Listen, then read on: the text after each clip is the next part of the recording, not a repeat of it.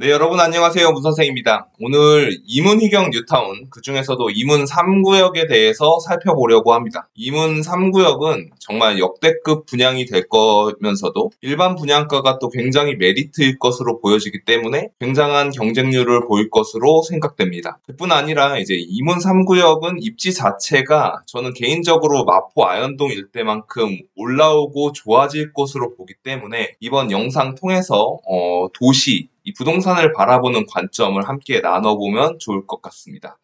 오늘도 영상 시청하기 전에 좋아요와 구독하기 부탁드리겠습니다. 네, 먼저 이문희경 뉴타운입니다.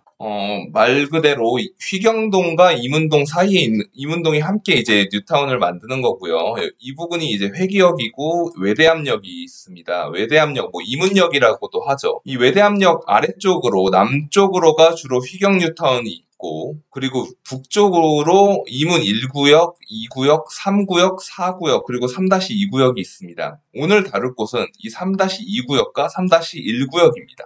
먼저 강북 최대어고요. 4,300세대가 될 것 같고 이주 공고일은 2018년에 나왔을 만큼 상당히 진척이 되었고 이제는 관리처분 인가까지 나왔기 때문에 2021년 9월에 관리처분 인가가 났고 착공은 2021년 10월에 했고 지금 현재 2022년 2월 달에 조합원 동호수까지 추첨이 끝났습니다. 그래서 여러분이 입주권을 사러 가시면 동호수 추첨이 끝난 매물을 사실 수 있고요. 그리고 일반 분양도 기다리고 있는데 원래 5월에 분양을 할 것 같았는데 분양가 상한제 개편 때문에 조금 미뤄지다가 이제 7월이 되었습니다. 먼저 첫 번째로 인기 있는 이유는 당연히 교통입니다. 가장 중요한 업무지구인 을지로 일대와 연결되는 게 총 14분이면은 회기역에서 접근이 가능하고요.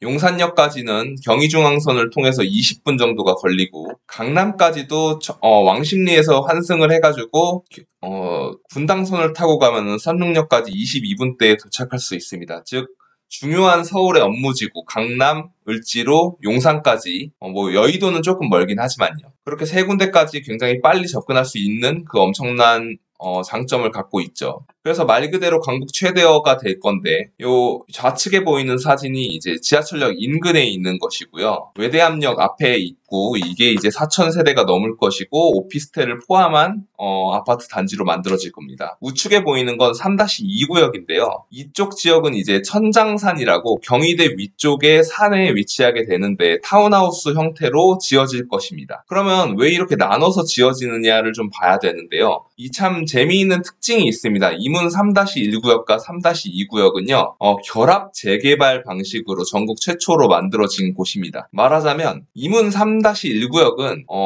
결합 재개발 방식이고, 두 개가, 한쪽은 준주거 지역과 이종 일반 상업 지역이 되어 있기 때문에, 오피스텔이나 주상복합도 올릴 수 있고, 아파트를 상당히 높은 층까지 올릴 수 있습니다. 그래서 용적률이 420%나 되는데요. 반면에 이문 3-2구역은 일종 일반 주거지역입니다. 그래서 일종 일반 주거지역은 용적률을 높게 못 올리게 되어 있어요. 낮게 지어야 하니까 빌라 같은 집들밖에 못 만들거든요. 그러니까 실제로 지상 4층까지만 짓기로 했고 용적률도 불과 74%입니다. 근데 왜 이런 결정이 나왔느냐를 좀 살펴보시면요. 이 이문 3-1구역은 외대암역 지하철역 인근에 있기 때문에 역세권 고밀 개발이 가능한 땅입니다. 반면에 이문 3-2구역은 천장산 인근에 있어서 이 도시를 설계할 때 산의 능선이라든가 이런 걸 고려하면서 산 주변은 좀 낮게 지어서 도시를 만들려고 하는 게 요즘 선진국들의 도시 계획입니다. 과거에 한국이 개발도상국일 당시에는 산이 공유지였거나 시유지였기 때문에 가격이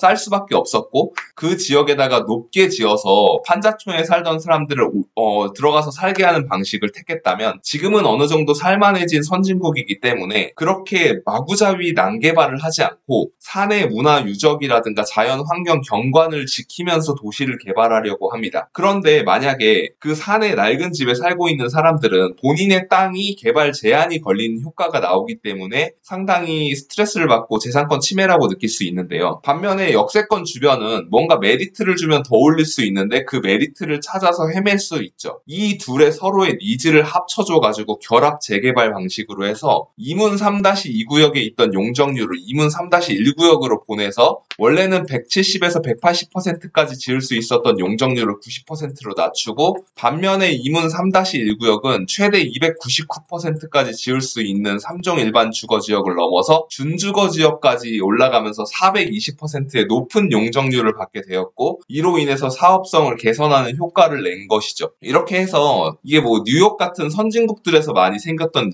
방식인데 2008년에 벌써 이런 거를 시도했다는 게 참 서울시가 앞서갔다는 생각이 듭니다. 그래서 천장산 주변은 낮게 형성된 아파트를 만들고 이문역, 그러니까 저기 외대암역 인근 일대는 높은 건물을 지어서 고밀 개발을 하는 방식으로 윈윈을 했다는 거죠. 그러면 여러분들이 지금 윤석열 정부가 들어서 일기 신도시 재건축을 하는데 뉴스를 보면은 통합 재건축 바람이 불고 있다, 이런 것들이 있습니다. 통합 재건축을 하면은 의사결정 참여자들이 많아져서 갈등이 늘어나서 의사결정이 지연될 수도 있지만, 함께 개발함으로써 서로의 단점들을 상쇄시킬 수 있는 서로의 장점을 공유함으로써 윈윈 할 수도 있고요. 그리고 또 뭐 지방정부나 중앙정부하고의 그런 교섭력, 협상력 자체도 올려갈 수 있기 때문에 그런 건 관점에서 통합 재건축, 통합 리모델링이 장점을 갖고 있는 부분들이 분명히 있다라는 거를 알 수 있을 것 같습니다. 그리고 생각해보면 이게 2008년에 재정비 촉진 계획이 결정이 됐고요. 조합 설립은 2008년 12월에 됐습니다. 2008년 12월이면 뭐 이명박 대통령이 있던 시절인데 굉장히 오래된 거죠. 벌써 14년이 지난 지금 이제 일반 분양을 한다 만다 이러고 있으니까요. 최근에 뜨겁게 관심을 불러일으키는 모아타운의 미래도 지금 현재가 2022년이니까 2035년경엔 완공될 수도 있다라는 거를 염두에 두면서 재개발 투자에 참여하는 게 좋겠다라는 생각이 듭니다. 이게 현실이니까요. 이게 서울시 홈페이지에 나와 있는데 착공 44개월 정도 걸릴 것 같은데 사업 추진 상황에 따라 달라질 수 있다라고 했고요. 실제로 사업 추진 상황이 정부의 분양가 상한제 완화를 기다리면서 조금 늦춰져서 예상됐던 분양 일정보다도 약 2달 정도 늦어진 모습을 볼 수 있습니다. 최근에 둔촌주공 아파트라든가 이문동 이 뉴타운도 마찬가지로 이렇게 분양가 상한제 제도 때문에 자꾸 착공이나 분양이 늦어지면서 일반 분양이 늦어지게 되는데, 이런 것들이 다 쌓이고 쌓이다 보면 서울의 아파트 공급이 계속해서 만연하게 부족한 그런 부작용도 나타날 수 있다는 거를 좀 알고 있어야 됩니다. 당연히 이제 일반 분양을 관심을 가지는 분들은요, 저는 당연히 청약을 넣으라고 합니다. 그리고 과거에는 이제 분양가 상한제가 걸려있는 지역은 거주 요건이 붙어 있었고 전세를 주면 안 됐기 때문에 받으면 불리해질 수 있었는데, 이번 윤석열 정부의 첫 부동산 정책인 6.21 부동산 정책에서 상생 임대인 조건을 맞추면 입주하지 않아도 된다고 그러니까 입주하지 않아도 2년 보유하면 비과세하는 효과를 내게 해준다고 했었고, 또 마찬가지로 본인이 직접 입주해야 하는 조건을 해제해 줬기 때문에 입주하지 않아도 되는 그런 조건이 돼서 일반 분양을 받지 않을 이유가 더 이상 없다라고 생각이 됩니다. 그렇게 했고, 뭐 사람들이 이제 분양가 상한제 완화를 기다리고 있는데, 실제로 6.21 부동산 정책에서는 분양가 상한제가 그렇게 크게 완화되지 않았어요. 뭐 기익해봐야 뭐 5%에서 뭐 이주비에서 무슨 가산비에서 어떤 이자나 좀 더 주고 이렇게 됐기 때문에 전체적으로 생각할 때 분양가 상한제 자체를 폐지하는 건 좀 약간 먼 미래의 이야기인 것 같고, 지금은 조합 입장에서는 올해 연내에 분양하자라는 게 결론으로 나지 않을까 저는 그렇게 생각하고 있습니다. 뭐 분양가 같은 경우는 일반 분양이 지금 뭐 59 타입이 4억 원대였고 30평대가 5억 3천만 원 이렇게 조합원 분양가가 나왔던 걸로 알고 있는데, 일반 분양가는 여기서 2에서 30% 정도 비쌀 거라고 생각을 하면은 정말 뭐 30평 아파트가 7억도 안 되는 가격에 나올 수도 있는 그런 일들이 있어서, 만약에 청약을 받기만 해도 10억 가까운 수익이 바로 생겨나는 그런 형태가 될 것으로 예상되고 있습니다. 저는 뭐 개인적으로 그게 과연 정말 좋은 건가라는 생각이 듭니다. 왜냐하면은 이 조합원 입주권을 투자하신 분들은 그보다 더 큰 큰 금액을 들였고 리스크를 안고 했는데 누군가는 청약홈에 가가지고 그냥 한번 넣었기 때문에 일반 분양을 받고 10억 가까운 차익을 가져감으로써 사회 전체가 그 사람들한테 몰아주는 게 과연 그렇게 정의롭나? 이런 생각은 듭니다. 어쨌든 다 돌아와서 뭐 다르게 생각하시면 여러분 말이 맞습니다. 레미안 크레시티하고 레미안 아트리치, 레미안 위브를 이제 주변 시세로 비교하면 될 것 같고요. 레미안 크레시티와 아트리지, 레미안 위브는 이제 같은 동대문에 위치한 신축 아파트 단지로 좀 세팅을 해봤습니다. 먼저 이문 뉴타운보다 약간 위쪽에 있는 레미안 아트리치 같은 경우에는 30평대 아파트가 11억 9천만 원의 호가로 나와 있고 24평은 뭐 10억 1천만 원대에 나와 있기도 합니다. 작년에 서울 아파트가 굉장히 불장이던 시기에 11억에서 12억대에 분양을 한 모습을 실거래가 찍혀 있는 모습을 볼 수 있고요. 레미안 크레시티 청량리와 답심리 사이에 있는 아파트죠. 호가 기준으로는 30평대 아파트가 15억대 정도에 나와 있고 실제로 올해 1월에도 15억 9천의 9층이 거래되었고 16억대, 15억 5천, 뭐 17억대에 거래된 모습들이 있고 2020년 그렇게 엄청난 불장이 시작되기 전에도 이미 14억대를 넘어선 모습들을 볼 수 있습니다. 이렇게 된다면 뭐 지금 이문 3구역 자이가 들어올 신축 아파트 입주권을 제가 호가 네이버 기준으로 보니까 뭐 조합원 분양 추가 분담금이라든가 그리고 입주권 사는 비용을 내면 약 14억대의 30평대가 이제 호가가 형성돼 있는 거를 볼 수 있는데 관리 처분 인가를 받고 곧 이제 뭐 한 2, 3년 후면은 입주를 할 수 있기 때문에 지금 현재 레미안 크레시티가 형성했던 호가만큼 호가보다 약간 싸게 받고 싶은 게 입주권을 가진 주인들의 마음인 것 같습니다. 레미안 위브는 약간 연식은 앞전에 언급했던 아파트들보다는 좀 된 2014년식 아파트인데요. 32평 기준으로는 13억 5천만 원 정도의 호가를 형성하고 있고 실거래가 기준으로도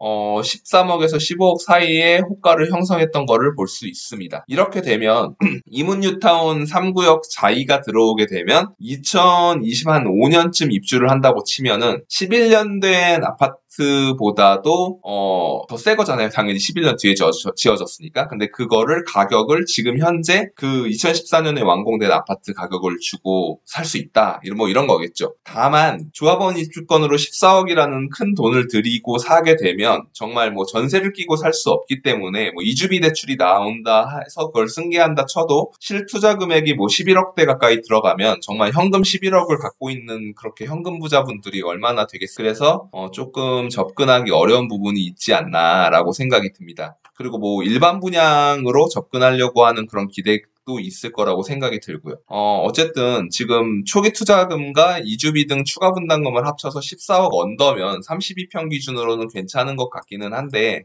매매가가 이제 이거보다 좀 낮으면 좋긴 한데 초투가 아직도 크다고 생각이 듭니다. 물론 이거에 대한 반박을 하시는 분도 계실 텐데요. 선생님 말씀이 맞습니다. 제 말이 틀리고요. 다시 이제 돌아와서 결론은 이문 3구역은 폐기역 초역세권이다. 약간 그쵸. 그리고 이문희경 뉴타운이 총 12,000세대가 될 거기 때문에 대규모 뉴타운으로서의 장점을 갖고 있고요. 이거는 이제 도시의 재탄생이 되는데 단순히 이 아파트 단지 하나 좋아질 신축이 들어왔다고 해서 좋아진다는 게 아니고 도시 자체가 새롭게 만들어져 버리면 사람들의 어떤 인식도 변화하고요. 거기에 입주하는 사람들이 바뀌고 소위 말해서 약간 손바뀜이 일어나면서 물갈이가 되고 사람들이 전혀 같은 공간이었지만 다른 생각을 가진 사람들이 살게 되면서 조금 기존에 있던 사람들도 새로운 사람들과 어우러지면서 학군도 좋아지고 도시 자체의 어떤 문화적인 그런 것도 좀 획기적으로 개선되는 모습을 볼 수 있기 때문에 이거는 정말 단순히 신축 아파트가 싸게 나온다라는 관점으로 접근하기 이상이다라고 저는 생각이 듭니다. 사실 부동산 투자라는 거는 기회는 이런 데서 크게 오는 거거든요. 소위 말해서 청량리 일대에 뭐 옛날에 집창촌이 있었다 그런 걸로 욕하시는 분들이 계신데 사실 안 좋았던 게 좋아질 때 비싸지는 거거든요. 강남도 옛날에 소가 이렇게 밭두렁 매던 그런 사진 되게 많이 있잖아요. 압구정 현대아파트 짓고 있는데 소가 밭 깔고 있는 사진. 그리고 뭐 잠실만 해도 그 누에고치 하던 사업을 하던 곳이 그런 농사를 짓던 곳이었고 뭐 배농사라든가 상추농사 짓던 곳이 뭐 다 강남 일대였는데 새롭게 재탄생할 때 영등포 살던 사람들은 저쪽 영등포의 동쪽 영동 지역 이렇게 다 시골이다라고 무시했을 텐데 완전히 새롭게 재탄생하면서 강남이 지금 현재 대한민국을 이끌어가는 그런 도시가 됐잖아요. 마찬가지로 이문동 이 일대도 새롭게 재탄생할 수 있고 너무 강남 개발이라는 먼 이야기까지 가지 않더라도 생각해보면 뭐 마포 뉴타운, 아현 뉴타운 이 일대를 보면 우리가 생각했던 그 아현동, 마포 이런 데가 얼마나 천지개벽했는가를 생각해보면 여기서 기회가 나온다라는 걸 알 수 있을 것 같습니다. 그리고 마지막으로 청량리 역세권 개발이 너무 큰 재료입니다. 청량리는 과거에 뭐 김시덕 박사님, 도시에 관련된 박사님이신데 그분도 과거에 여기가 강북의 삼성역이었다라고 할 만큼 청량리 일대가 그런 도시였고 집창촌 일대가 그런 입지를 갖고 있습니다. 평지, 역세권, 그리고 마지막으로 낙후되어 있다. 근데 이거를 낙후된 거를 개발하고 그런 집창촌을 몰아내고 그러면 역세권의 평지에 교통이 좋은 곳에 새로운 신축이 들어오면은 완전히 새로운 공간으로 재탄생하기 때문에 거기다가 청량리는 GTX B와 C 노선도 있을 만큼 여러 가지 노선이 다니는 교통의 핵심지입니다. 그래서 약간 다소 부족했던 학군지가 이걸로 인해서 채워질 거고요. 지금 현재 뭐 전농동 SK 아파트 일대 학군이 이미 좋긴 한데 그런 것들과 합쳐지면서 학군도 좋아질 수 있고 주변에 뭐 명문대인 외대하고 경희대도 이미 있고요. 그런 것들이 어우러지면서 이문, 휘경, 뉴타운 일대가 새롭게 재탄생되고 청량리역이라는 교통의 핵을 갖고 가게 되면 마포와 성동구에서 봤던 우리가 느꼈던 그런 어떤 탄성 정말 천지개벽이 이런 거구나라는 거를 이문동 일대에서도 또 느낄 수 있을 것이다. 그래서 단순한 신축을 넘어서 도시에 재탄생하는 모습을 보게 될 것이 바로 이문 희경 뉴타운이고 이문 3구역 아닌가라는 생각을 해봤습니다. 요새 뭐 주가도 많이 내리고 금리도 많이 오르고 유동성도 줄인다고 하고 경제 위기가 오네 만에 이런 이야기가 나오면서 재테크에 대한 관심이 굉장히 많이 줄어드는 것 같습니다. 그리고 사실 뭐 주택 투자라는 게 그렇게 쉬운 것도 아니고 아파트를 사고 파는 게 주식처럼 단순히 거래할 수 있는 것도 아니고 대출도 어려운 시기에 불확실성을 안고 그렇게 투자할 사람이 줄어든다는 것도 저는 충분히 공감하는데요. 과거 10년 전에도 이랬던 기억이 있습니다. 2008 금융위기를 넘어서서 2010년대 초반에 이제 정말 부동산은 끝났다라고 생각하고 2014년도만 해도 부동산 대폭락 시대가 온다고 생각했습니다. 비트코인이 2018년 초에 끝났을 때도 코인 버블은 끝났다라고 했었고요. 그렇게 끝났다라고 했던 것들이 기가 막히게 올라섰고 그 과정에서 파이어라고 했던 뭐 경제적 자유를 쟁취하신 분들을 보면 관심을 놓지 않고 끝까지 잡고 있었던 하지만 잡고 있는 걸 좋은 걸 잡고 있었던 분들이 결국에 승리했던 거를 보면요. 우리가 진짜 쭉정이가 아니고 좋은 게 무엇이냐 그리고 그거를 남들이 관심을 갖지 않을 때 나는 끝까지 관심을 갖고 실행할 수 있을 때 실행하는 그런 용기. 근데 내가 알아야 실행할 수 있는 거지 모르면 실행할 수 없거든요. 그렇기 때문에 계속해서 지속적인 관심을 가져야 된다는 생각이 들면서 오늘 영상을 마치려고 합니다. 오늘 영상 도움 되셨으면 좋아요와 구독하기 부탁드리겠습니다. 오늘도 시청해주셔서 감사합니다.